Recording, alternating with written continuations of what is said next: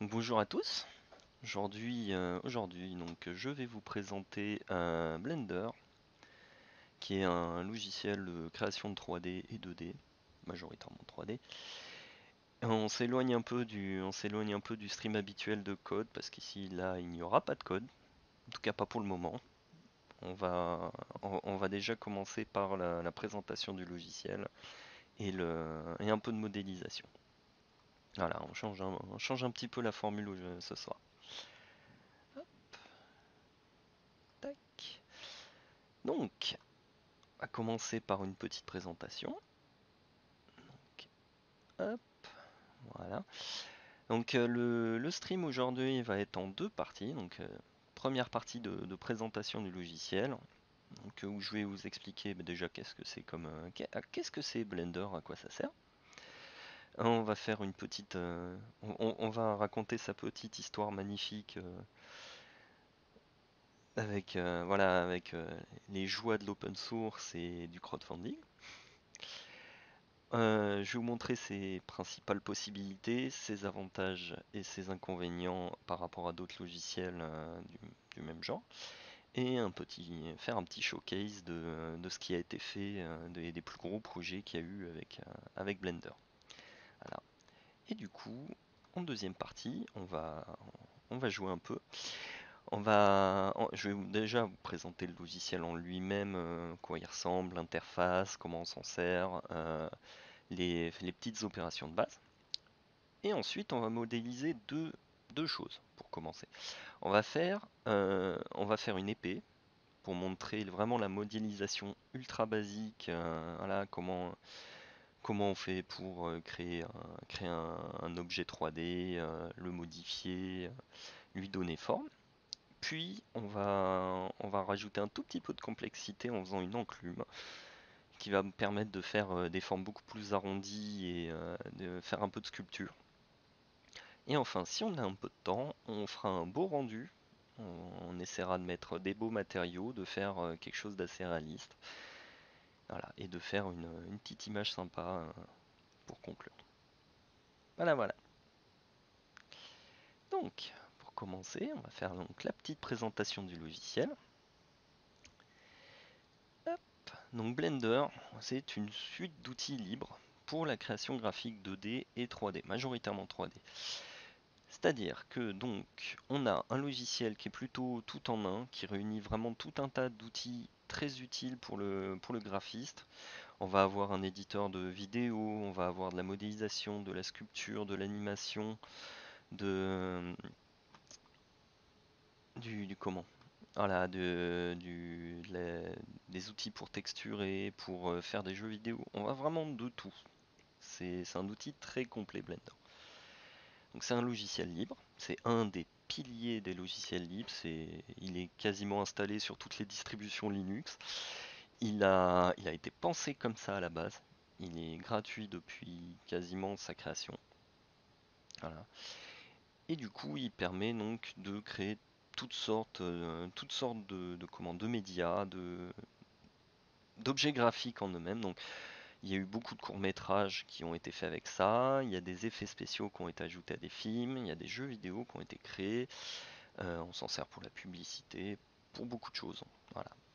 Donc, c'est un petit slogan de Blender, c'est la liberté de créer, parce que c'est pour ça qu'il a été inventé. C'était de donner un outil qui permet de tout faire pour la création graphique et toujours libre et ouvert pour que tout le monde puisse y avoir accès. Donc, pour l'histoire de Blender, pour commencer, on va passer sur les grosses dates du logiciel.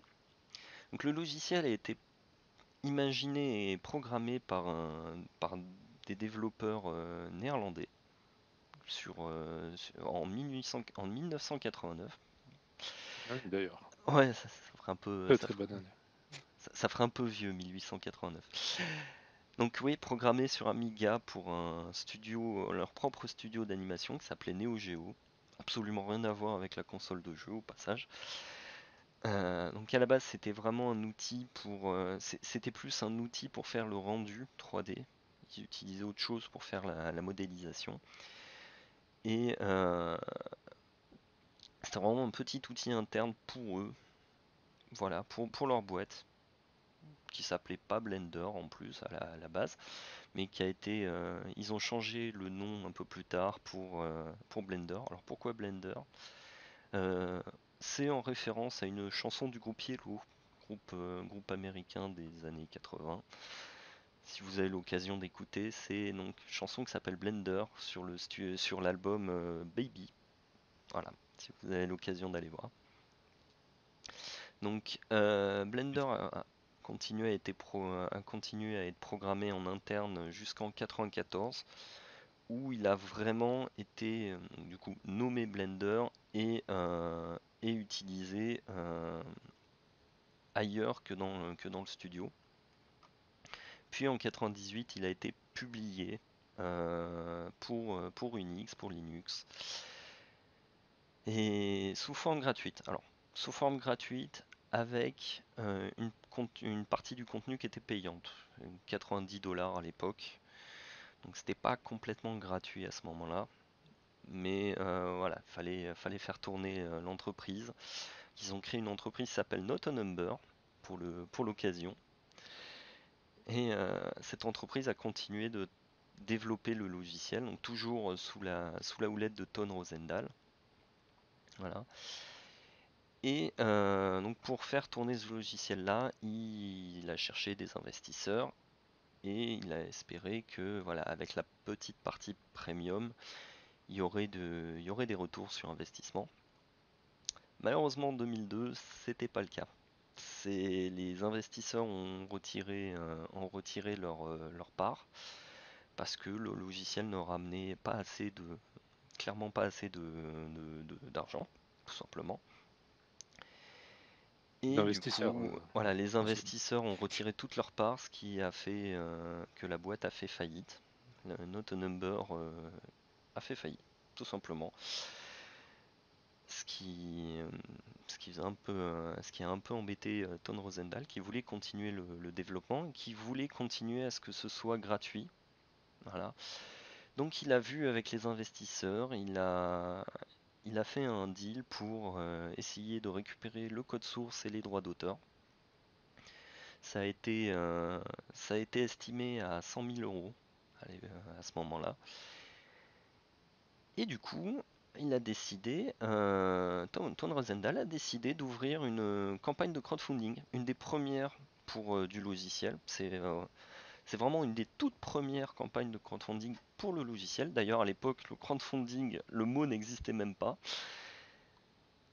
Et, euh, et pour du une coup, plateforme particulière ou alors il y avait pas encore Kickstarter et compagnie à Bah cette ouais, c'est époque-là. pour ça. C'est 2002, c'était trop jeune.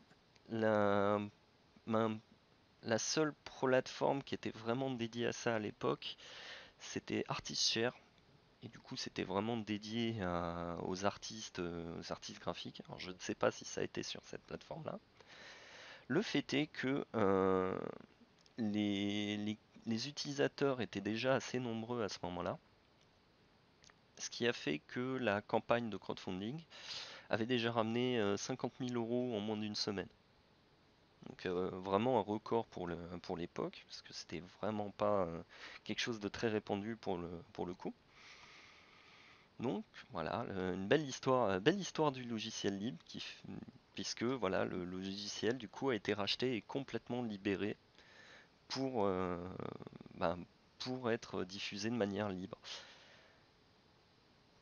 Beau, Donc c'est beau. voilà, pour gérer ça, Ton Rosendahl a décidé de créer une fondation, donc Fondation Blender, qui est toujours active, qui continue d'ailleurs en ce moment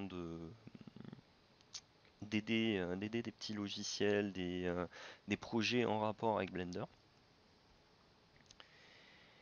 Donc le temps de tout réorganiser, en octobre de la même année, Blender a été diffusé publiquement, code complètement ouvert, sous licence GPL, donc vraiment dans l'esprit logiciel libre. Et le logiciel a continué à être développé depuis. c'est un petit mot vite fait sur les versions. Euh, donc je pris pour moi les trois versions les plus importantes. Donc en 2011, après 9 ans de développement, Blender est passé donc sous la version 2.57 qui a été une version très importante parce avant ça, le logiciel était très très compliqué à utiliser. Il y avait quasiment pas de menu, ça passait presque partout par du raccourci clavier, ce qui rendait son apprentissage très compliqué. Pas vraiment enfin, il y avait du tutoriel bien entendu, mais ça restait galère quoi. Donc, Ouais, euh, en, fallait donc en ta belle 2000, feuille de raccourci clavier à côté de ton écran, quoi. voilà, c'est ça. Enfin après, c'est le début, hein. Une fois que tu maîtrises un minimum, les raccourcis clavier, tu les utilises comme ça, tu fais même plus gaffe. Donc du coup, voilà, en avril, en 2011, ils ont décidé de revoir complètement l'interface, de faire une interface qui est beaucoup plus ressemblante à ce qu'on pourrait trouver sur du Linux ou Windows. Donc ils avaient commencé à faire ça à la version 2.50, c'était pas très stable. Ils ont continué à bosser dessus donc jusqu'à la 2.57 qui est vraiment la version stable de la refonte graphique, de la refonte interface ergonomique. Donc c'est la version avec laquelle j'ai commencé personnellement. Ah, c'est pour Euh, ça qu'elle est importante. Voilà, c'est fallait ça, commencer par là. exactement. Une étoile Euh, est née. En octobre, ils ont sorti donc une nouvelle version avec un moteur de rendu complètement différent qui était beaucoup plus rapide et pratique à utiliser que le moteur de l'époque. Donc on a appelé ça le moteur cycle, tout simplement parce qu'il va travailler sur l'image par cycle. Il va repasser plusieurs fois sur l'image et plus il va passer de temps, plus il va faire de cycles, plus l'image va être belle et précise. En fait, c'est voilà le principe. Il est toujours utilisé, mais maintenant il y a le choix avec encore un nouveau moteur qui s'appelle Eve, qui est plus facile d'accès pour les débutants. Parce que cycle, même principe, il est très bien, mais il est un peu compliqué à comprendre sur le coup. Voilà. Et du coup, Ok. donc une version importante, la dernière, tout simplement. Donc la dernière version date de fin décembre 2022. Voilà, il y a la 3.5 qui est en cours d'être faite. Voilà, et c'est la 3.4, c'est la version que vous aurez quand vous téléchargerez le logiciel actuellement. Et du coup, c'est celle sur laquelle tu vas faire ta démo ce soir. Même pas. Ah, Même bah pas, voilà, j'ai pas remis à jour, je suis en version 3.0. d'accord. Donc, C'est potentiellement, peut y avoir des petites différences par rapport à ce que tu très fais. légère, c'est D'accord. les mises à jour qu'il y a eu entre temps, c'est des mises à jour sur le moteur de rendu, mais sur des parties qu'on va vraiment pas voir maintenant. D'accord, très bien. Bon, du coup, si les gens ont envie de refaire le tuto chez eux Voilà, ils en vont même temps que la pouvoir. vidéo, Il n'y aura très pas bien. grand chose qui va changer, qui a changé entre temps. Donc, parmi les possibilités, donc les différents outils qu'on a avec Blender. Donc, le premier, c'est la base, c'est la modélisation 3D. Donc, voilà un exemple de à quoi ça ressemble directement dans le logiciel. Donc, on va avoir une partie vraiment avec un quadrillage qui va permettre de gérer point par point le modèle 3D. On va pouvoir donc déplacer tous ces points, on va pouvoir sculpter dedans, on va pouvoir vraiment tweaker chaque élément du maillage. Donc, le maillage, c'est ce que vous avez à droite, c'est la base des objets 3D. Et derrière, on va pouvoir avoir un petit aperçu, un premier aperçu final de ce à quoi ça va ressembler. Donc c'est ce qu'on va faire ce soir. On va faire majoritairement de la modélisation 3D. On va avoir donc tout ce qui est animation. Donc on a deux manières d'animer. Enfin voilà, ce qu'on appelle les keyframes. Donc c'est ce que vous avez en bas en fait. On a vous voyez, il y a en gros une timeline. C'est une timeline qui va en gros indiquer à quel moment tel objet va être dans tel état. Et dessus, on va pouvoir faire un des trucs les plus pratiques, une des choses les plus pratiques pour l'animation, ce qu'on va appeler le rigging. En français, c'est le squelettage. C'est qu'on va pouvoir adapter un squelette directement sur l'objet afin de pouvoir l'animer beaucoup plus facilement. Donc, par exemple, voilà, pour une main, vous voyez, donc on a le maillage qui est déjà prêt. Et on va rajouter donc tous les traits bleus, ce sont des os, tout simplement. Ce sont des os qu'on va pouvoir modifier, tourner complètement séparément. Et on va associer à chacun de ces os, on va associer les points du maillage pour que, par exemple, si je bouge les os en rapport avec la phalange droite, bah, ça va être que, avec la phalange du majeur, bah, ça va être que le majeur qui va bouger. Voilà. C'est un peu compliqué, mais maintenant, quasiment toute l'animation se fait avec ça. C'est pour les films, par exemple, on utilise le motion capture. On va Mhm. beaucoup plus jouer, on va toujours jouer avec un squelette, et on va plus jouer sur des points spécifiques du maillage. C'est tous les petits points qu'on voit sur les tenues de motion capture qu'on a dans les films. Ensuite, donc on a le rendu. Parce que l'idée de faire de la 3D, c'est quand même de pouvoir faire quelque chose d'assez réaliste. Donc on va gérer tout ce qui est matériaux, décor, les lumières, la caméra, pour essayer d'avoir donc un rendu complètement réaliste. Vous voyez, par exemple, là, on a modélisé une tasse en verre avec du liquide dedans. Ouais, c'est très beau, hein. Euh, Parfait. Avec voilà un décor en fond, on a une table, on a ici le carré là, ce que vous voyez, c'est une lumière de studio, tout simplement. Et du coup, voilà, on va essayer de faire un rendu le plus propre possible. Alors, vous voyez, pareil, ici, là, il y a le temps du rendu. Il a mis 48 minutes juste à calculer l'image. Donc c'est quelque chose qu'on fait vraiment en toute fin de production, quand on est sûr que tout est bien. Et est-ce que ça prend énormément de temps? Hop. On va avoir aussi de la simulation physique. Donc par exemple ici de la simulation de liquide. On peut, donc on va pouvoir gérer par exemple, voilà, on va définir une, comment?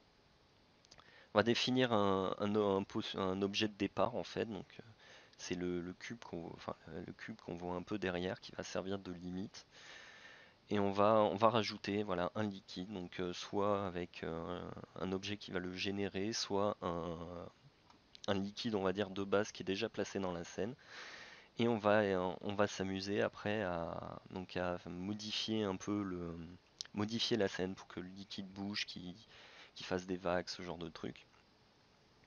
Donc ça peut être liquide, ça peut être gaz aussi, on peut faire de la fumée, on peut vraiment faire tout un tas de trucs, ça peut gérer la collision, les cheveux dans les scènes d'animation, voilà, tout ce qui est cheveux, ça va être géré de manière physique. Il y a vraiment tout un tas de domaines où ça peut être utile. Voilà. Hop. Dans la même veine, on va avoir tout ce qui est effets spéciaux. Par exemple, ici, donc c'est un effet de fumée, tout simplement. Donc ça va passer par ce qu'on appelle un système de particules. C'est un peu le même principe que de l'eau, sauf qu'on va, en fait, on va gérer tout un tas de petites particules et on va définir bah, comment elles évoluent, enfin, comment, dans le temps, dans l'espace, à quoi elles vont ressembler, comment ça va interagir avec la lumière, comment les ombres et ainsi de suite. C'est très sympa à faire aussi. On a un petit éditeur vidéo. Alors, il est pas ultra complet, mais ça permet quand même de faire quelques trucs avec. Surtout que voilà, c'est un logiciel gratuit, donc il y a des éditeurs vidéo gratuits, mais il n'y en a pas beaucoup. Donc ça peut être pratique effectivement d'utiliser ça, surtout quand on a fait les trois quarts des vidéos avec le logiciel. Donc voilà, on pourra peut-être voir ça un peu plus tard. Alors vous voyez par exemple là, ça c'est une vieille version ça. Ça c'est version 2.76. L'interface a un petit peu changé depuis. Et du coup, je me demandais le Oui, système de particules, les bien sûr. moteurs 3D type, je sais pas, Unity Unity, ou Engine, ils ont leur ouais, propre moteur de particules, ouais, généralement, c'est ok, mais il est possible de convertir ce qu'on fait avec Blender, de les convertir pour être utilisés dans Unreal, Unity et autres. Euh, d'accord, ouais, donc pour de la conception de jeux vidéo, ça peut être C'est utile de très tout bien, faire oui. aussi sur Blender. Ok, D'ailleurs, d'accord. Blender a servi pour créer des jeux vidéo. Euh, Jusqu'à la version 2.60, il y avait un moteur de jeux vidéo dedans. Ok, On montrerai un peu plus tard, j'ai un exemple de à quoi ça ressemblait. Et enfin, Blender, en tant que logiciel libre, donc vous pouvez rajouter ce que vous voulez dans le code, mais une bonne partie de ce que vous pouvez faire, c'est créer des scripts pour interagir avec le logiciel. Par exemple, ici, on a un script donc, en Python qui va permettre de créer tout un tas d'objets un peu aléatoires sur la base d'un objet particulier. Donc ça peut, voilà. En fait, vous pouvez d'accord. absolument tout gérer dans le logiciel avec du Python. Ça peut être donc tout ce qui est texture, la façon dont le moteur de rendu fonctionne, le modèle en lui-même. Vous pouvez tout faire en Python. Tout est, c'est des petits plugins que vous pouvez rajouter. Il y a un éditeur de Python directement intégré. Voilà, vous pouvez tout faire avec. Donc Il y a que peut-être une Python prochaine leçon. ou Oui, alors oui, il n'y a que le Python parce que le logiciel est fait beaucoup en Python. bien sûr. Voilà. Je sais pas du tout s'il y a possibilité d'utiliser un autre langage pour le coup. Il y a peut-être moyen, faudrait que je regarde. D'accord. Voilà. Les avantages et les inconvénients du logiciel. Bah, déjà, les avantages, c'est que c'est gratuit. C'est très rare d'avoir un logiciel de modélisation 3D gratuit. Le seul exemple qui me vient en tête, c'est SketchUp de Google, qui est pratique mais qui fait clairement pas autant. Et vu qu'il est open source, il y a beaucoup de. Enfin voilà, vous pouvez être sûr qu'il y a une communauté qui est absolument gigantesque. Ils ont leur propre Stack Overflow, Blender, faut le savoir. Euh, Ce qui permet voilà, d'avoir des réponses très rapides à ces questions, de pouvoir trouver des plugins très rapidement. Vraiment, voilà, on n'est pas tout seul quand on fait du Blender, on peut trouver facilement quelqu'un avec qui discuter. Il est tout en un, c'est enfin, c'est pas forcément rare pour le coup par rapport aux concurrents, on va dire payants, mais ça permet d'avoir tout sous la main plutôt que de devoir passer par hop, je crée le fichier avec le modeler, puis j'envoie ça sur un moteur de rendu que je vais devoir programmer un petit peu avant pour tout ce qui est matériaux et compagnie, puis faire de la post-prod derrière, et ainsi de suite. C'est bien de tout avoir directement dans le logiciel original. Donc, si on oublie le fait que vous pouvez le scripter, une utilisation normale, vous n'allez pas forcément faire beaucoup de code. Il y a, il y a un outil, il y a un outil graphique no code, donc, qui s'appelle Nodes, qui va permettre de vraiment programmer le logiciel. Donc, pareil, hein, géométrie, texture, matériaux, tout ça. Vous pourrez le faire directement avec un petit outil graphique, un peu façon Scratch, pour les gens qui connaissent. Donc avec des petites cases que vous allez relier les unes aux autres selon vos besoins. Et ça permet aussi d'avoir donc un workflow procédural. C'est-à-dire que si vous prenez par exemple votre objet 3D, que vous avez fait votre objet 3D, vous voulez modifier un truc, et ben vous le faites vous allez le faire avec les nodes. Vous n'allez pas modifier directement l'objet. Ça va vous permettre de revenir directement en arrière sans tout casser en fait. Vous ne perdez pas la possibilité de revenir en arrière avec ça. Dans les inconvénients, le problème c'est que le logiciel il est bien, il est gratuit, mais il est pas très utilisé enfin il est utilisé dans l'industrie, mais c'est pas le standard. C'est clairement pas le standard. La plupart pour exemple pour le cinéma, La plupart des studios utilisent 3ds Max ou Maya, qui sont des logiciels payants. C'est un peu comme voilà, c'est un peu comme Photoshop et GIMP en fait. Photoshop est beaucoup plus utilisé dans le milieu. GIMP c'est plus, enfin voilà, c'est pas trop utilisé pour la production industrielle.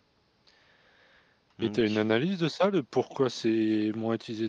Parce que c'est gratuit et du coup les entreprises veulent avoir un alors, support, ou parce non, que... parce que du coup, quand même un support qui est assez élevé sur Blender. D'ailleurs, donc il y a toute la communauté et il y a quand même un studio qui bosse dessus.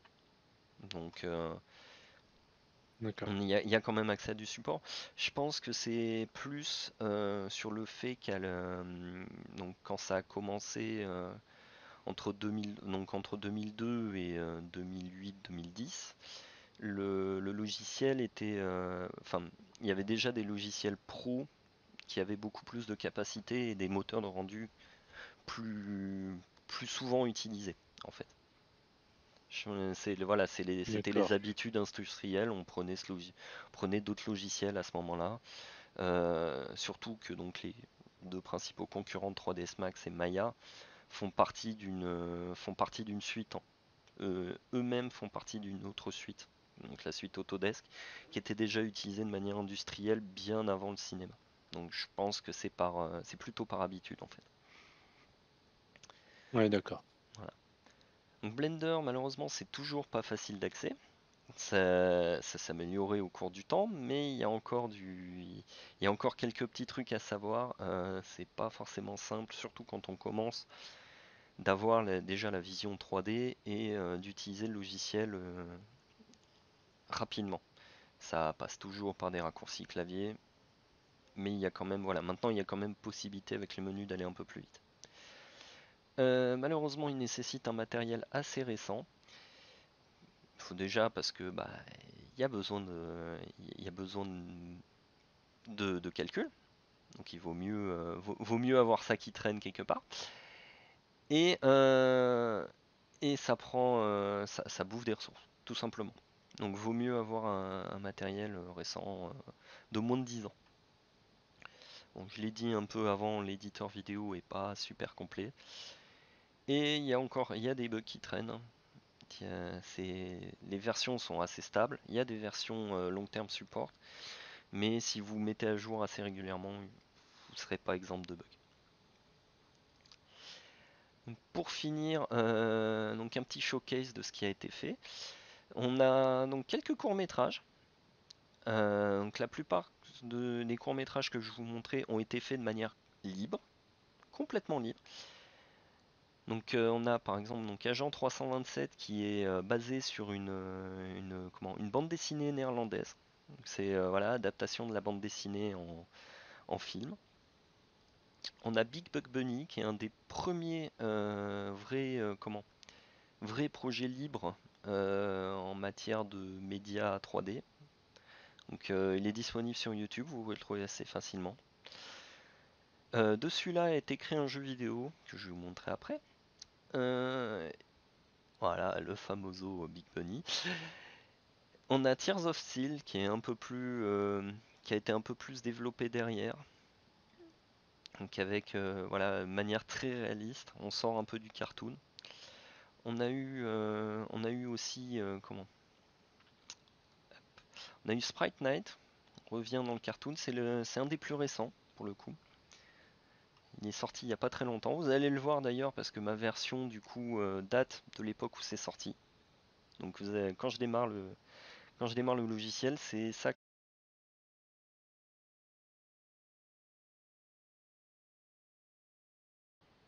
Là, ça devrait être bon. J'ai mon OBS qui Ah, s'est fermé, je crois. ouais, c'est mieux là. C'est reparti! Je sais plus où j'en étais du coup. J'ai mon OBS qui s'est planté, je pense. Le jeu vidéo Ah Big oui, Bunny, voilà. on l'a pas vu. Donc le jeu vidéo Big Bug Bunny voilà, qui a 10 ans. Donc faut être gentil avec lui, mais voilà, On dit adulte. c'était basé sur un des méchants du film, pour le coup. Donc un petit jeu de plateforme assez sympa. Un peu comment? Euh, Banjo et Kazooie, je vais y arriver. D'accord. Voilà. Et donc enfin, donc je disais, Blender peut faire aussi du 2D. On a un moteur de rendu qui s'appelle Freestyle, qui va permettre en fait de simuler en fait du dessin 2D main. Donc voilà, choisir vraiment des coups de crayon pour rendre tous les bords. C'est très bien foutu.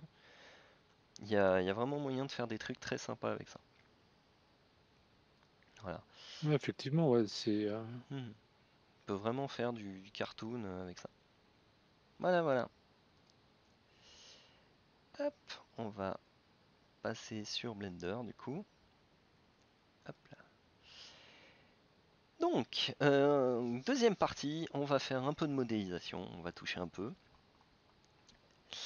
Donc d'abord une petite présentation du logiciel. Donc, quand vous allez démarrer le logiciel, vraiment après l'installation, voilà ce que vous allez avoir.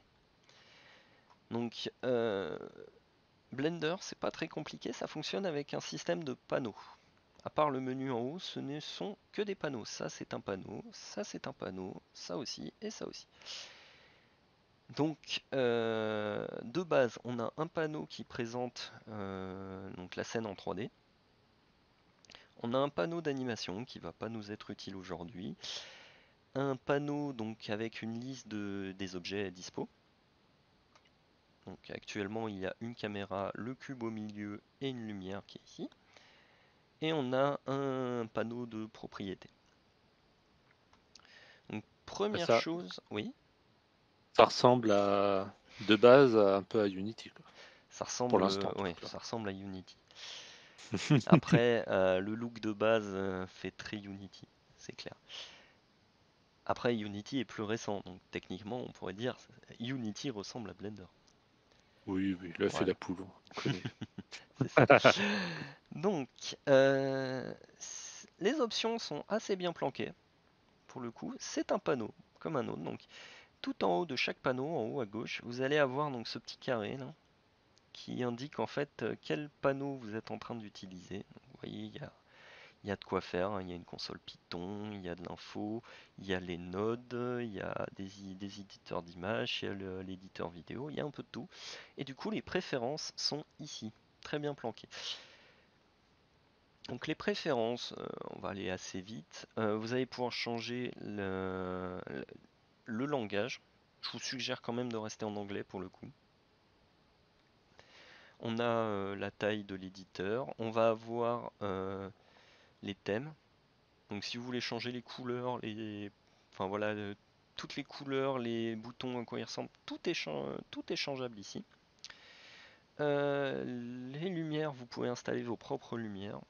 Enfin, ce qu'on appelle des skybox, donc les HDRI, qui sont des images qui vont servir de fond. Vous avez tous les différents plugins qui sont là.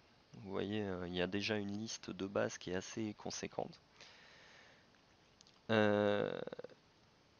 L'input, donc c'est tout ce qui va gérer, tiens d'ailleurs, hop, c'est tout ce qui va gérer la manière dont vous allez utiliser le logiciel. Donc par exemple, si vous n'avez pas de molette sur la souris, c'est ici que ça se règle. Vous pouvez choisir un bouton pour faire la molette. Vous pouvez utiliser une tablette aussi si vous en avez une. Les options système, vous allez pouvoir dire dans les options système par exemple, si vous avez une carte graphique Nvidia, cliquez là-dessus. Ça ira beaucoup plus vite. Donc c'est pour utiliser la carte. Voilà. Puis vous avez un peu tout un tas d'options. Et ce qu'il ne faut pas oublier, c'est que ces préférences-là sont liées au fichier. C'est-à-dire que là, par exemple, si j'enregistre, les options vont être liées à ce fichier-là. Si vous voulez changer les options pour tous les fichiers, ce que vous voulez faire, donc vous ouvrez un fichier de base, nouveau, vous faites nouveau fichier, voilà. Vous changez vos options, vous revenez sur la vue 3D pour être de base là-dessus, et vous allez faire fichier, défaut, sauvegarder fichier de départ. Voilà. Ok, ouais. Donc ça permet aussi de potentiellement Avoir sa propre avoir scène de une prête. configuration de caméra, voilà, Voilà, ouais, c'est de ça. base, quoi. Ok. De base, vous allez toujours avoir la caméra, le cube, la lumière, mais rien ne vous empêche de mettre vos propres modèles de studio avec deux, trois lumières pour vraiment faire un bel éclairage, une caméra déjà placée, enfin voilà. Alors, on va commencer deux choses. Déjà, donc manipulation des panneaux.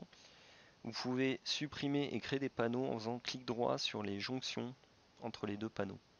Par exemple, voilà, si je veux supprimer le panneau en bas, là, le panneau d'animation, je vais faire clic droit ici et je vais faire Join Areas. Vous avez le curseur qui se transforme en flèche et vous choisissez le panneau que vous voulez supprimer. Comme ça. Voilà. Pour plus de facilité, je vais activer sur le côté les raccourcis clavier que j'utilise. Ça peut toujours être pratique. Alors, dans la manipulation de base, donc c'est pas très compliqué. Vous allez avoir 2-3 mouvements de base. Donc par exemple, si vous voulez déplacer la caméra, ce que vous voyez, pas la caméra, juste ce que vous voyez vous dans l'image, c'est la molette. Vous restez appuyé sur la molette et vous bougez. Ça vous permet d'afficher ce que vous voulez. Et il y a les vues de base qui vont être affichées en haut. Vous allez avoir les trois vues de base, on va dire. Donc c'est la vue de devant, donc c'est la vue front, que vous pouvez avoir en appuyant sur le pavé numérique sur 1. Vous avez la vue de profil, donc de droite, qui est avec 3, et la vue du dessus qui est avec 7. De toute façon, depuis ces vues-là, vous pouvez redéplacer, il n'y a pas de souci, toujours avec la molette. Pour zoomer juste la molette, tout simplement, vous pouvez aussi le faire avec CTRL et la molette, en restant appuyé sur le bouton. Et vous pouvez déplacer donc avec Shift et la molette. Voilà. C'est donc les trois mouvements de base en fait, c'est ceux qu'on va utiliser le plus pour faire nos opérations. Et le 0 pour avoir la vue de la caméra. Donc ce qui va être rendu au final sur la caméra.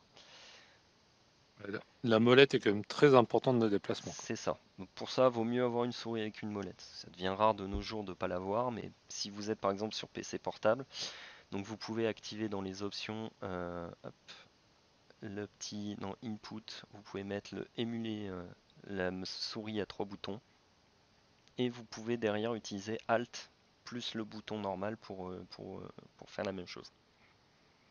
Ok. Voilà, Des fois qu'on est une c'est demi-molette. ça. La plupart des outils que vous allez utiliser, toutes les opérations sont sur la gauche. C'est voilà, comme la plupart des logiciels actuels, hein. Donc, on va avoir des menus avec plusieurs outils bien précis. Voilà. Par exemple, pour ajouter un objet, voyez, donc c'est le dernier là. Vous pouvez rajouter un cube, cône, cylindre et ainsi de suite. Sachant que vous pouvez en ajouter beaucoup plus que ça avec des plugins. Vous avez les mêmes en haut là, dans le petit menu Add. Donc il faudra la plupart du temps jongler soit avec les menus sur la gauche, soit avec les menus sur le haut. Tout en haut, vous avez des dispositions d'outils en fait, qui sont liées, qui sont précises pour un type de choses. Donc, par exemple, voilà, pour faire la modélisation, le sculpture, les matériaux, l'animation, ainsi de suite. Enfin, voilà.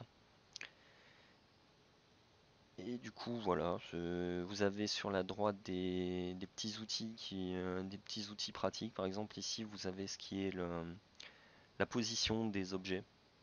Par exemple, si je sélectionne donc cet objet-là, donc le cube, que je veux le déplacer, ben voilà, je dis hop, il est à 3 mètres, voilà. On peut le déplacer comme ça. Vous avez au passage, il n'est pas affiché ici, mais vous avez possibilité de bouger avec vous avez possibilité de bouger avec donc les outils ici. Vous voyez, il y a un petit, voilà, un petit axe, là, les trois petits axes qui s'affichent. Vous cliquez dessus, vous vous déplacez directement. Pour être plus précis, contrôle, ça permet d'aimanter sur la grille. Les trois mouvements de base que vous allez faire, hein, bouger, tourner et agrandir. Ça va être les 3 principaux mouvements que vous allez faire. Voilà. Donc, pour commencer, donc on a dit qu'on allait faire une épée. On va se dépêcher un peu parce qu'on n'est pas en avance. Donc, Bah, t'inquiète pas. on va prendre le cube de base et on va le trafiquer pour le modéliser, pour modéliser une épée. Donc, on va passer en mode modeling. Donc, on va se remettre sur le dessus parce que c'est plus pratique. Donc, un objet 3D, c'est pas compliqué. Pourquoi j'ai plus... Ah, je vais rester en layout. Je vais rester comme ça. Un objet 3D, c'est pas très compliqué. Vous allez... c'est un objet à base de points. C'est voilà, un objet géométrique avec des points reliés par des traits, donc des arêtes, et des faces. Donc, vous voyez, ça se voit peut-être pas trop, si ça se voit. Vous avez donc les points qui sont vraiment représentés par des points. Et quand ils sont sélectionnés, donc ils ont une couleur différente. Donc pour sélectionner, pas compliqué, vous cliquez dessus. Si vous voulez en sélectionner plusieurs, vous restez appuyé sur Shift. Voilà, comme ça. Et le logiciel est suffisamment intelligent pour repérer les faces qui sont sélectionnées si vous prenez les 4 points de la face. Alors une face, ça peut... alors, de base, une face, c'est minimum 3 points. Vous pouvez avoir des faces qui en ont beaucoup plus que ça. L'idéal, c'est de rester à 3 ou 4 points. Tout en haut, vous allez avoir Et aussi... l'idéal pour une question de performance ou alors déjà par habitude, parce que c'est le nombre minimal que... Le 3 points, c'est le nombre minimal que tu puisses avoir par face. Et généralement, Mhm. les moteurs de rendu ont plus de facilité quand c'est des triangles. D'ailleurs, D'accord. vous allez voir, quand on sélectionne un objet, je sais plus où c'est affiché, mais il y a le nombre de triangles qui est indiqué sur l'objet. Faut que je me Ok. rappelle où, mais voilà. Ouais, Donc, ouais, faut savoir. voilà, voilà. Donc, pour tout sélectionner A et Alt A pour tout désélectionner. Un peu, c'est un peu contre-intuitif, mais voilà, faut le savoir. A, ça permet de tout sélectionner et normalement, si on appuie 2 fois sur A rapidement, ça désélectionne. Ou Alt A. Donc voilà. Et ensuite, vous allez avoir ce petit, alors c'est pas très visible, tout en haut à droite, vous avez pour Alt Z, vous avez un bouton qui va permettre de voir à travers l'objet. Par défaut, donc c'est pas activé, donc si vous voulez cliquer sur un point qui n'est pas visible sur la caméra, donc vous n'avez pas le choix, soit faut tourner, par exemple si je veux sélectionner la face du bas, là, donc je peux sélectionner 3 points, mais je peux pas cliquer sur le quatrième. Il faut que je me déplace et que je le prenne. Et là, la face est sélectionnée. La face est sélectionnée. Si vous voulez faire ça plus facilement, vous pouvez activer donc le X-Ray, donc ici, qui va permettre d'aller sélectionner à travers l'objet. Ça a ses avantages et ses inconvénients. Là, pour le cube, c'est tranquille. Quand vous allez avoir un objet avec plusieurs milliers de points, ça fait des conneries. Donc, faut le désactiver de temps en temps. Donc, on va commencer, Ok. on va trafiquer le cube, on va reprendre les points, et on va créer donc une épée pour commencer. Oui, oui, ça sent le vécu, oui, oui, c'est clair. Hop. Donc, pour faciliter la chose, l'avantage de l'épée, c'est que c'est un objet qui est très symétrique, donc hop, on va créer une symétrie déjà dès le départ. On va reprendre tous les points et on va les aligner un minimum sur les 2 axes. Et ensuite, sur le panneau des propriétés, donc à droite, vous avez pareil plusieurs propriétés. Il y a les propriétés de l'objet. Voilà. Et donc il y en a ici, donc un bouton qui s'appelle modifieur, qui va permettre de modifier de son nom l'objet sur lequel vous êtes en train de travailler. Donc il y en a plusieurs, hein, il y en a tout un tas. Celui qui va nous intéresser, c'est miroir, pour faire de la symétrie. Donc vous voyez, hop, donc de base il met sur l'axe X, donc vous avez les axes qui sont affichés là. Donc, hop, on va faire en X et on va faire en X et en Z. Comme ça, on va avoir le bas de l'épée qui va être refait à même manière que le haut. Et on va faire droite-gauche, ça va nous permettre d'aller beaucoup plus vite. C'est donc de base, en mode édition, il n'est pas affiché, on ne voit pas les points qui sont créés avec ça, vous pouvez les voir ici. Dans notre cas, ça va pas être très utile. On va aussi changer juste un très léger truc. On va sélectionner les deux faces ici et on va les supprimer parce que du coup, comme l'objet va être symétrisé, on va avoir des faces en trop. Donc, soit on sélectionne les 4 points, comme j'ai montré tout à l'heure, soit ici, vous avez possibilité de sélectionner uniquement les bords ou les faces. Ce qu'on va faire, on va sélectionner le bord ici. Donc, vous voyez, le bord est sélectionné, il est blanc. Et on va le supprimer. Donc, pour supprimer, c'est X. Et du coup, ici, Logique. voilà. Je sais, c'est raccourci clavier, hein, je suis désolé, mais ça va être beaucoup de raccourcis clavier. Et on va Non, non, supprimer mais le bord et les faces. bah, Voilà. Et là, ça moi, se voit. Hmm. je me serais attendu à avoir un supre On peut faire plutôt qu'un. supprimer. Alors, supprimer, ça marche aussi. Mais voilà, moi j'ai pris l'habitude du X. D'accord. Ça va faire du Ouais, coup. t'as pris l'habitude du X. C'est voilà. Désolé. Donc, alors, on va remettre les points. Donc une épée, on va faire quelque chose d'assez fin du coup. Donc on va prendre tous les points en haut, on va les déplacer, on va faire quelque chose d'assez fin, comme ça. Et on va déplacer celui-ci sur la gauche, comme ça, pour faire la lame. Tout simplement. Vous voyez, on a déjà un petit aperçu de ce à quoi ça va ressembler. Donc il va falloir les tirer. Donc on va remettre en vue du dessus. Et on va étirer, tout simplement. Alors, on va dézoomer un peu. Et donc on va utiliser donc G. Donc on a toujours les... Même principe, hein, on a toujours tous les outils pour sélectionner qui sont à gauche. Et on va prendre les deux, là, comme ça. Alors, n'oubliez pas de désélectionner entre temps. Hop.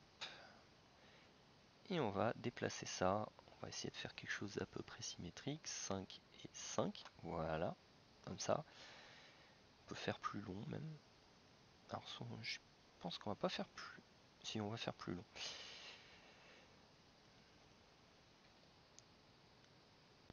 On va mettre 5 et 5 et 5. Hop. Raté. Et 5 ici. Voilà. On a quelque chose déjà de pas mal pour le coup. Donc, ensuite, on va faire la pointe. On va se remettre en vue du dessus. Et là, on va faire donc une opération assez basique. On va prendre donc les faces qui sont... Oula, trop zoomé. On va prendre la face qui est sur le côté, là, celle-ci. Et on va faire ce qu'on appelle une extrusion. C'est-à-dire qu'on va recréer, on va recréer la même face et on va la tirer, on va la glisser à côté. Donc l'extrusion, c'est ce bouton-là, ou E. Donc hop, on appuie dessus. Donc vous voyez que la face a été créée, elle est sélectionnée. Et avec la souris, on va pouvoir hop, la déplacer. On va la mettre à peu près ici. Voilà, Permet de recréer un volume c'est pour ça. l'instant Par identique au exemple, premier, quoi. par exemple, si je prends la face ici, là, donc la face sur le dessus de l'épée que je fais l'extrusion, ça crée ça déplace la face Mhm. sur le dessus et ça crée les faces qui restent. Alors, si vous faites échappe, truc à savoir, si vous faites échappe, la face est toujours créée. Mais ça veut dire que par exemple ici, il y a deux faces qui sont l'une sur l'autre. Ça se voit plus si vous êtes en X-ray, là, si vous essayez de sélectionner. Il y en a une autre qui est derrière en fait, qui est pas affichée. Donc faut faire très attention avec l'extrusion, faut pas, alors faut en abuser, oui, mais faut pas trop appuyer sur échappe pendant que vous le faites. Alors, on va faire ensuite, alors on va faire la pointe de l'épée du coup. Donc l'idée c'est de... ah bah, en fait voilà, justement, c'est exactement ce que j'ai fait. Les boutons, les boutons. Il y a trop de points. La face est toujours là. Pour ça, ce que vous pouvez faire, vous avez donc dans Mesh, donc Mesh c'est pour le maillage, vous avez un bouton Clean Up tout en bas qui va permettre de fusionner tous les points qui sont quasiment au même endroit. Donc c'est le Merge by Distance. Hop, vous voyez, cliquez dessus, donc il vous indique qu'il y a effectivement 4 points qui ont été retirés. C'est les 4 points de la face qu'on a mis au-dessus. Donc, ici là je sélectionne, vous voyez, là c'est mieux, on a bien sélectionné les bons points ici. Alors, donc pour faire la pointe, on va ramener tous les points au centre. Donc pour ça, on va directement le faire ici. Donc on va dire ici, on veut les points sur le 0. Alors, vous voyez là, il a pris les 2 points. Le problème c'est qu'il a pris les 2 points, il a pris la moyenne des deux. Donc l'idéal, c'est qu'il reste quand même de sélectionner les points chacun et de le faire un par un. Voilà, donc là on a bien une pointe. Idéalement, vous voyez, donc les points ont été encore mis les uns sur les autres ici. Donc même principe, on prend Mesh, on fait merger par distance, et voilà, il a retiré les 2 points. Et quand je sélectionne celui-là, c'est bien le point en haut qui est pris. Même principe, celui-là, on va le décaler très légèrement pour faire une pointe bien... Voilà. Voilà. Et du coup, même principe, les points sont au même endroit, donc il faut les merger. Alors, j'essaye de le faire assez régulièrement, vous n'êtes pas obligé de le faire. Vous pouvez très bien travailler avec les points pas fusionnés, mais c'est quand même préférable. Donc là, si on revient par exemple en mode édition, on C'est a peut-être plus une... optimisé aussi pour le moteur aussi. Ouais, souvent, Moins de points, c'est plus ça. facile à rendre. Alors, si vous prenez l'affichage par face, donc ici, vous voyez qu'il y a une face qui a été créée ici, on n'en veut pas. On n'en veut pas, donc on va supprimer uniquement la face. On a besoin de garder les traits dedans, mais on va supprimer la face. Voilà, comme ça on est bien. Ensuite, on va aller faire la garde, on va les faire très vite. On va repartir, euh, on va repartir des 4 points qui sont ici. Donc, je vais reprendre les points. On va les extruder, on va faire là, à peu près. Donc vous voyez, hop. Donc il a pris que la face du dessus d'ailleurs. Oui, donc si c'est normal. Hop. Pourquoi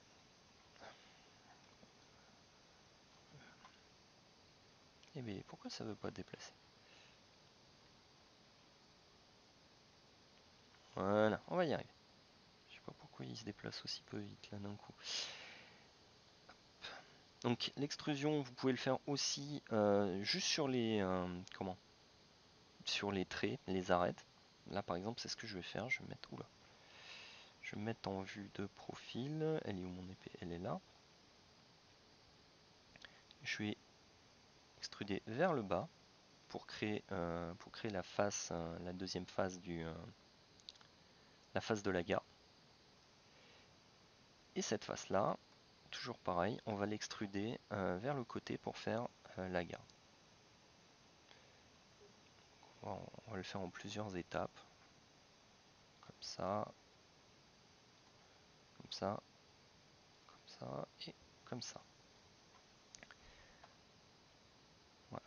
Comme ça on a une garde. On garde très facile pour le moment, mais ça reste une garde plutôt valable pour le coup. Alors, l'idée, on va quand même essayer de l'arrondir un peu. Donc ce que je vous propose en fait, c'est de la déplacer. On va le déplacer un peu vers le bas. Sauf que si je déplace ça vers le bas, vous voyez, ça ne déplace que la face que j'ai sélectionnée. Ce qu'on voudrait, c'est que ça déplace un peu toute la garde. Donc pour ça, vous avez ce bouton-là, qui est en fait éditeur proportionnel, qui va permettre en fait de bouger plusieurs trucs à la fois. Donc vous voyez, il y a un rond, le rond indique ce qui va être déplacé, donc vous pouvez bouger le rond avec la molette, agrandir plus ou moins la taille. qui me fait. Ah, ok.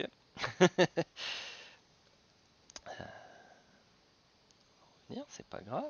Recover la session. Ah, perdu. On va rouvrir. Ah, purée. Si j'ai tout perdu, c'est dommage. J'ai tout perdu. C'est pas grave, on va aller vite. Super. Les joies du direct. On va aller assez vite. Hop. Je vais remettre le screencast. Hop. Vous soyez paumé. J'ai oublié le modifieur. Hop.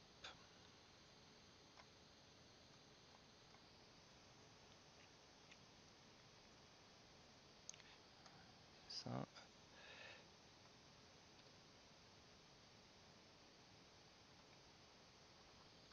Le chat est avec toi, Gobi.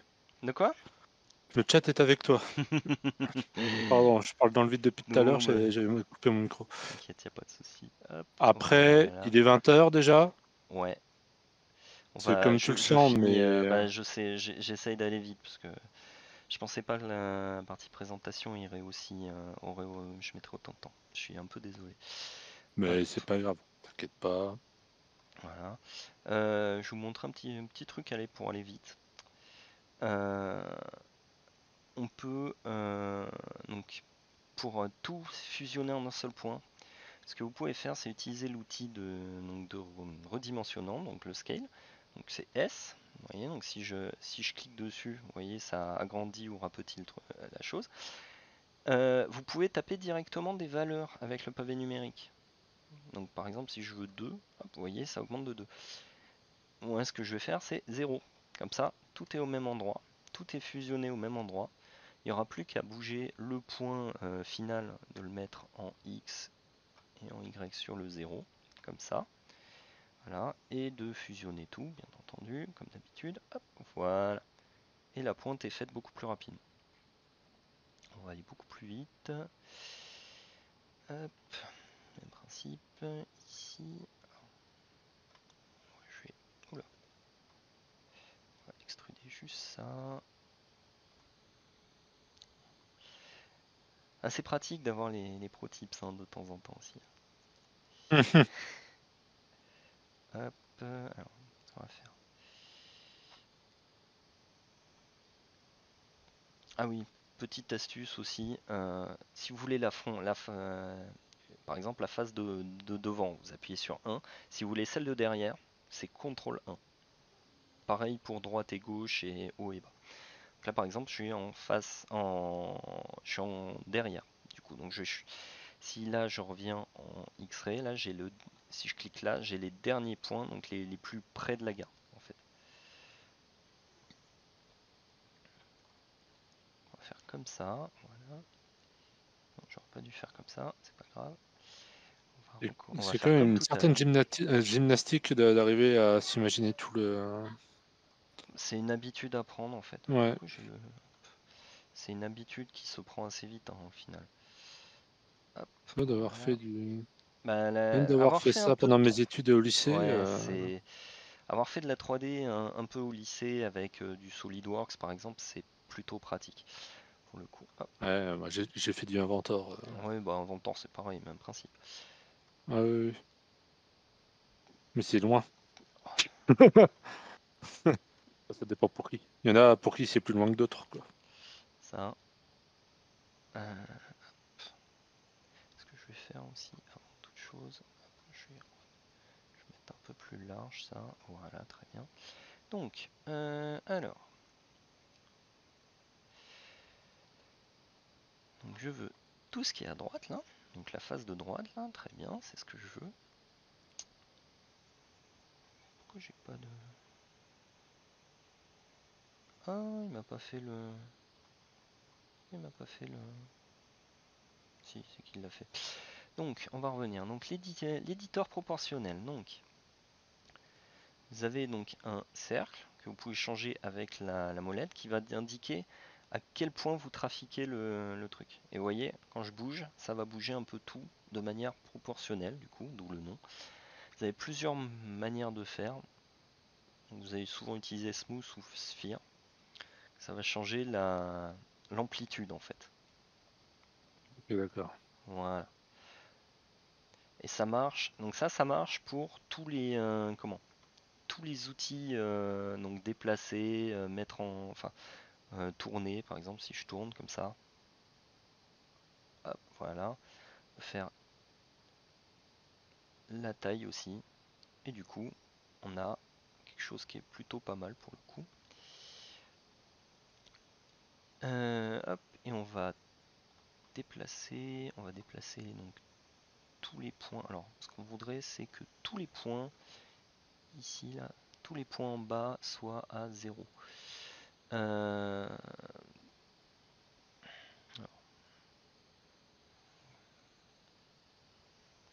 ça va être un peu long. Il n'y a pas Pour moyen aller de plus dire. vite. Alors, pour aller plus vite. Oula, alors par contre, faut pas que j'oublie. Alors, celui, il y a très certainement moyen, mais je ne sais plus. Là, comme ça, je sais plus. C'est pour ça, je vais le faire à la main assez vite. Si je suis en X-ray toujours. Hop. J'aurais dû le faire un peu avant, c'est pas grave. Hop. Parce que sinon, ça va pas être très joli. Hop, voilà. On n'a pas. Oula. J'ai tout désélectionné. Hop, voilà. Tac, ici. Voilà. Quelque chose qui est pas trop mal pour le coup.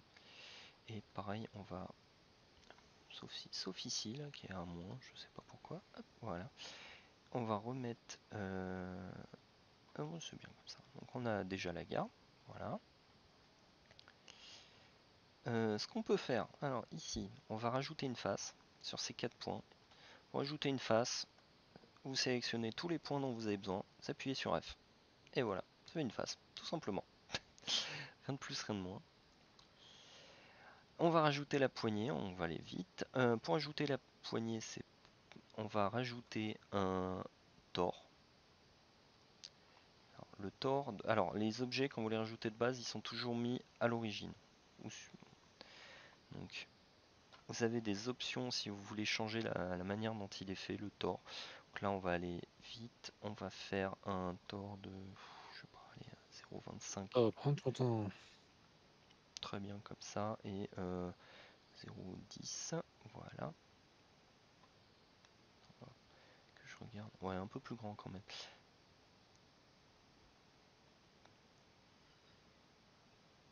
5 et 0,2. Voilà.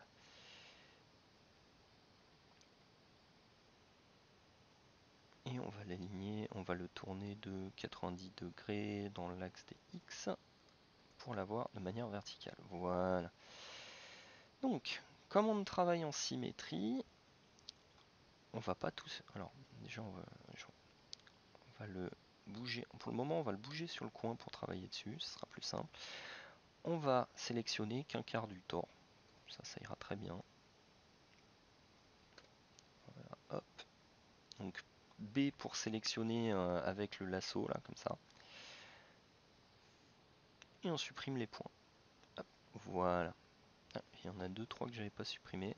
Toujours vérifier ça si vous avez bien tout supprimé. Là, il m'en manquait. Donc voilà, l'idée c'est d'avoir donc un tore comme ça, et on va le dupliquer. On va le dupliquer pour faire la poignée. Donc on va prendre les points comme ça, et on va appuyer sur Shift D pour les dupliquer. Et on va faire quelque chose de pas forcément très propre, mais qui va permettre d'aller vite. Hop, on va le dupliquer et on va on va un peu le merger en fait. On va tout merger ensemble. Donc il va y avoir des faces internes qui vont être quand même calculées, mais qui ne seront pas forcément visibles. Hop. Alors j'ai peut-être vu un peu grand sur la poignée. On va vite fait. Alors, pour l'édition, vous avez cette petite liste là qui va permettre de dire par rapport à quoi vous modifiez vous modifiez l'objet. Par exemple, si je veux changer par exemple là, si je fais un pivot, il va pivoter par rapport au point médian. Si vous voulez que ça change, que ça soit par rapport au curseur 3D, donc le curseur 3D super important, c'est le truc que vous avez ici. Si vous cliquez dans le vide, normalement, il se déplace là. Hop, tac. Donc si vous voulez le changer, on va voilà, vous changer ici. Donc, par exemple, là, c'est ce que je vais faire. Je vais rapetir par rapport à ce point. Ce qui va me permettre de rester à 0 plutôt que par rapport au centre de l'objet. Non, médian. Donc cette poignée, maintenant qu'elle est faite, on va la déplacer directement là. Ouais, en fait, j'aurais peut-être dû la garder même taille. Ouais, finalement, ouais, c'est Finalement, peut-être un peu petit, ouais. c'était peut-être un peu petit. Alors, pourquoi j'ai pas de face là-haut? Ah, je sais pourquoi. Vous voyez, erreur classique. Quand tu veux. Eh oh. Erreur N'oublie pas de classique là. sauvegarder, hein. On va sauvegarder tout de suite. Erreur classique, vous voyez, là la face elle est beaucoup plus foncée que les autres. C'est tout simplement qu'il n'y a pas de face en fait. Donc on va Il a perdu la resélectionner. On face. a perdu la face. Donc, on va resélectionner les arêtes et refaire une face. Donc, il y est toujours. Ça veut dire qu'il y a plusieurs faces qui sont les unes au-dessus des autres. C'est pas bon. Merge by distance. Il n'y a toujours rien. Pourquoi? C'est bizarre. Alors, dans les trucs que vous pouvez afficher, vous avez tout un tas d'outils là. Alors, oui, c'est vite compliqué. Je vous conseille celui-ci, donc normal, ce qui va vous indiquer en gros les faces. Ça va vous permettre de voir les faces présentes sur le truc. Donc là, par exemple, si je clique sur la face ici, là, donc ça permet de voir que la face, vous voyez, elle pointe vers le bas et pas vers le haut.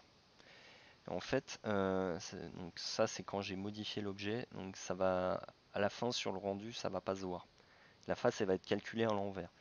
Donc même principe, vous pouvez tout recalculer donc dans Cleanup et c'est comment? Non, c'est pas Cleanup, Normals, voilà. Recalculate outside. Et là, hop, il va changer toutes les normales, il va les remettre à l'extérieur. Donc là, si je revire, ouais, là c'est coloré comme il faut. Je peux couper les normales. Hop, voilà. Il te montre pas la face du dessous? De quoi? La face du dessous, elle est... En Ouais, non, fait, t'en as pas besoin. Je là, suis elle n'est pas bête. Oui, affichée non, parce mais... que j'ai pas remis le miroir en fait. Hop, Oui, oui, oui, voilà. c'est le miroir. Ouais. S'il y a le Excuse-moi. miroir, on y voit mieux. Donc, on va rajouter donc la poignée, on va la coller là où il faut. Hop, on va même encore une fois la dupliquer parce que sinon elle n'est pas assez longue.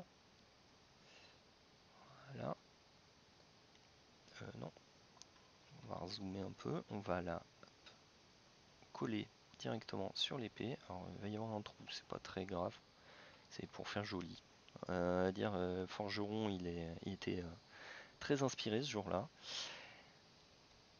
Hop, et on va Sacré rajouter, forgeron. voilà, c'est ça. Et on va rajouter, pour finir, une petite sphère au bout. Hop. Donc vous avez deux types de sphères. C'est quasiment la même chose. La UV sphère, c'est un... Hop. Tac, comme ça. Alors toujours pareil, vous avez un petit menu qui s'ouvre en bas qui va permettre d'indiquer vraiment comment elle est faite, la sphère. Je vais remettre à 0, 0, 0. Vous avez donc la UV sphère, le principe c'est que en gros c'est des cercles concentriques, tout simplement. C'est vraiment comme une carte en fait, comme une carte sur comment, comme la Terre en fait, avec les parallèles et les voilà et les tout, bah, c'est tous des parallèles en fait. Je suis bête. Alors pourquoi attends, on va recommencer la sphère. Je sais pas pourquoi elle est comme ça. On va rajouter directement par là, ce sera plus simple. Hop. Et il y a l'icosphère qui est en fait une sphère de type ballon de foot. Donc faite avec des polygones plutôt. Donc on va la mettre. D'accord. Mais 2 fois, T'as bien fait de sauvegarder. hein. Ouais, ouais, hein. C'est marrant qu'il. On va aller très vite. Hop, il y avait quoi? J'avais mis normal, ça, voilà. Recalculate outside. Il faut tout sélectionner, sinon ça marche pas. Outside, voilà. Hop, on va reprendre ça. Décidément, je sais pas pourquoi il plante. Comme j'avais dit, il y a des bugs. C'est voilà.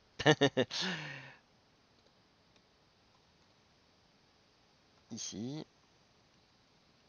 Et enfin, donc là, on a dit rajouter la petite sphère. Hop.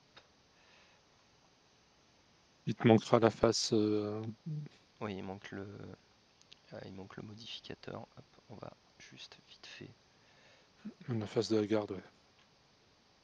Ouais, c'est pas très grand. On peut faire quelque chose. Alors, si on va faire quelque chose de rigolo. Vite, on va le faire en tout cas, mais on va faire quelque chose de rigolo. Montrer. Blender a une mascotte. Voilà, qui a été créée quasiment au début du logiciel et qui est très utilisé pour faire, on va dire, du prototypage. C'est pas le mot, mais ça permet en gros, de voir de permettre de tester les matériaux assez rapidement. Et on va la rajouter sur la garde pour faire joli. Hop. Donc on va sélectionner la petite boule là, on va la mettre à peu près par là. Et donc enfin, on va rajouter une Suzanne. Donc c'est la mascotte s'appelle Suzanne. C'est le monkey. Voilà. Donc elle est là. On va juste la tourner dans le bon sens. Dans l'autre sens. Moins 90. Voilà. Comme ça. On va pour le moment la déplacer sur le côté. Même principe. On va supprimer la moitié. Alors, on va quand même zoomer un minimum dessus. On va prendre ici. Hop. Ah, je sais pas pourquoi il m'a fait tous les 2 points qui sont là en plus. Tout supprimer. J'ai oublié ces 3 petits points. Faut les voir, hein. Et ceux-là. Donc on va prendre Suzanne. Et on va la déplacer. Hop. En haut.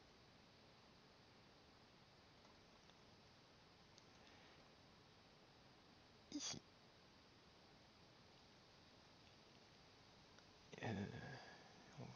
On va peut-être supprimer une partie encore, j'avais pas vu. Hop, on va Tu mettrais pas supprimer. la bouche en bas plutôt? Ah, la bouche est en bas déjà en fait. Ah merde, j'ai mal vu. C'est pas grave. Hop. On va mettre S0. S, Y, Z. 0. Hop. Non, on va faire comme ça. On va les supprimer. Voilà, hop, attendez. Qu'est-ce que j'ai fait? Voilà. Je vais supprimer. Alors par contre, je vais passer en mode non X-ray. On va les sélectionner à la main. Donc, si vous Je vais te poser appuyez une sur question C, horrible. Ah, vas-y. oui, vas-y, vas-y, je t'en prie. Non, non, vas-y, fini. Hop. Avec C, donc vous avez un petit rond là. Pareil, hein, vous pouvez le modifier. Ça permet de sélectionner sélectionner tout ce qui passe sous le curseur. Ça peut être pratique pour certaines choses. Par exemple là, hop, ça me permet d'aller beaucoup plus vite pour tout sélectionner. On va juste garder celui-là. Hop. On va virer les 2 points qui sont là. Hop, supprimer. Et là, on a à peu près tout ce qu'il nous faut. On va S. Donc on va redimensionner en Z, du coup, pour aplatir tout ça. Le Z étant l'axe en haut. Et on va juste très légèrement déplacer ici. Voilà. Et donc du coup, hop, oula. Vous voyez, là je suis pas en mode X-ray, donc j'ai sélectionné que les trucs devant. C'est pas beau. Hop, repasser en X-ray et on va Un peu de redéplacer l'art, ça hein. ici. Et on va très légèrement, hop, on va très légèrement rechanger la taille pour faire un peu plus petit. Voilà. Et du coup, il nous reste plus qu'à la déplacer devant la garde, ici. Voilà. Le modificateur, il est disparu, je sais pas pourquoi. Donc vous prenez le modificateur, une fois que c'est fait, et il faut l'appliquer. Vous cliquez sur la petite flèche, appliquer. Donc là, quand vous repassez en mode édition, bah, tout a été rajouté en fait, tout ce qui manquait. Et voilà, on a une belle petite épée. Alors, si je prends la caméra, on va essayer de déplacer on va déplacer très légèrement la caméra. On va la dézoomer. Donc, on est par rapport au curseur. Ici, si je fais S, vous voyez, hop, ça va l'éloigner. On va encore on va la ramener un peu plus quand même. Et donc, une fois que vous avez fini de modéliser, que vous voulez faire un rendu, donc une image propre, vous appuyez sur F12. Et là, voilà, l'image va C'est être DevTools, calculée. ça. De quoi? Ouais, c'est les C'est DevTools, DevTools, ça. ouais. Voilà. Donc on a de base, on a un matériau de base hein, qui est pas forcément très joli. Mais vous voyez, voilà, l'épée est dessinée comme il faut, avec le bout de la lame, la petite garde, la poignée et la garde. Enfin la garde, le petit joyau au bout. Voilà, voilà. Magnifique. C'est vite fait. C'est très vite fait.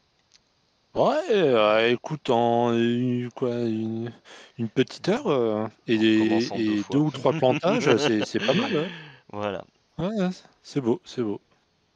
On reviendra pour la suite, je pense. c'est ça. Ouais, ouais, je devais faire l'enclume en plus. Je devais faire un peu de sculpture.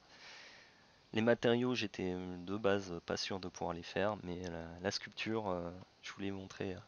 Le bouclier, on pourrait faire, c'est vrai que j'ai pas pensé. J'étais resté sur Voilà, le thème de la forge pour la guilde, et j'avais pas pensé au bouclier, c'est pas déconnant. voilà, Je garde pour la suite. un bouclier avec une belle chouette avec un jet dessus. Oui, ah, c'est possible. C'est vrai que j'aurais pu mettre Voilà. une chouette. J'ai préféré. On a mis une Oh, Suzanne, mais bon. oh, la bonne idée. Voilà. Pour finir, tiens, juste pour montrer. De base, donc l'affichage, il est là vraiment pour travailler dessus. Hop. Si vous voulez un affichage qui est un peu plus joli, pour voir un peu à quoi ça ressemble, vous avez les 4 boutons en haut. Le premier, c'est pour mettre en mode fil de fer. Donc vraiment voir toutes les arêtes, les points, les trucs comme ça. Ça peut avoir ses avantages. Donc vous avez le mode normal qu'on a utilisé. Il y a un mode où il y a un peu d'ombrage. Donc là par exemple c'est complètement illuminé par la petite ampoule qui est là. Donc, et l'ampoule est très proche. Donc c'est complètement blanc, ça se voit pas trop. Mais par exemple si je l'éloigne un peu, normalement l'épée, vous voyez, elle se, au fur et à mesure, elle commence à avoir un peu de l'ombre au niveau de au niveau de la garde. Et vous avez le mode quasi rendu. Voilà, qui est beaucoup plus précis, mais qui est un peu plus demandeur en niveau ressources. Et ça permet de voir un minimum à quoi va ressembler le rendu final. Voilà, voilà. Et je vais m'arrêter là-dessus. Et bah parfait, Voilà. parfait. Une bien belle épée pour ce premier live. C'est ça. Voilà, voilà. Si vous avez des questions, hein, n'hésitez pas. Voilà. On a déjà fait un bon début. Voilà. N'hésitez pas à venir sur le Discord de Guild pour poser toutes vos questions à Alex. Il sera ravi d'y répondre. Et Exactement. oubliez pas de venir sur YouTube regarder la rediff parce qu'elle Et est de quand même vous vachement abonner mieux et que... d'activer la petite cloche. Ah oui, et puis le pouce en l'air et puis voilà tout ça quoi. Partagez avec vos amis. Exactement, parce Voilà. que c'est grâce à vous que la communauté permet de se développer. Exactement. Bon, Hmm. et bah sur ce, Bonne soirée à vous tous. bonne soirée. À plus tard. Salut.